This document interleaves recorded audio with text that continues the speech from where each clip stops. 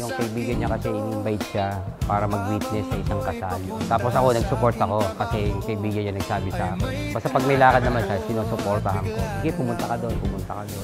Pero hindi niya alam. Alam niya may event akong iba. Na-wrong sense sa akin last time, parang 3 days ago, kung ano daw motive nung kasal ko.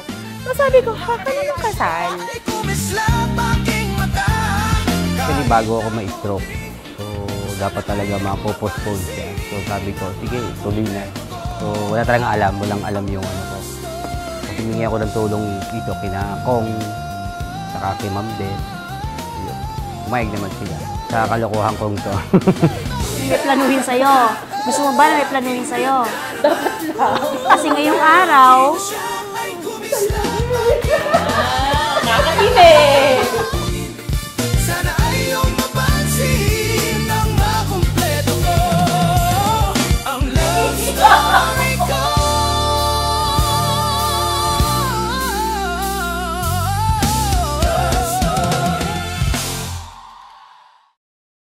Open the door. Medyo overwhelming lang kasi hindi ko naman alam na nagpaplano pala. So, kasi medyo matagal ko na din yung moment na to. And it warms my heart. Ugali, lahat ng traits ng bilang isang soon-to-be na may bahay, talagang makikita natin na talagang yun ang magugustuhan natin sa isang tulad niya. Mga kapatid, hindi mo kailangan ng perfectong partner. Kailangan mo ng partner na committed. Love, pasensya ka na, surprise to.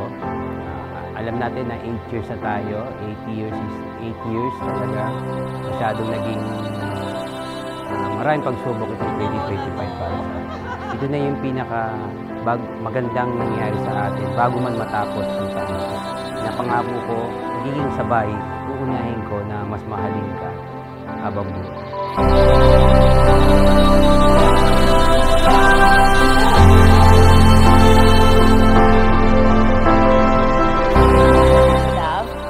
Finally, after 8 years, no?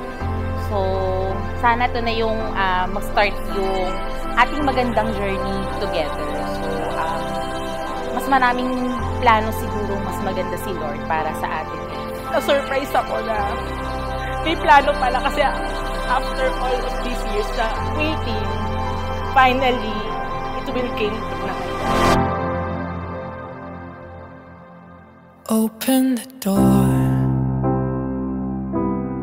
Tell me what you see, 'cause I see a place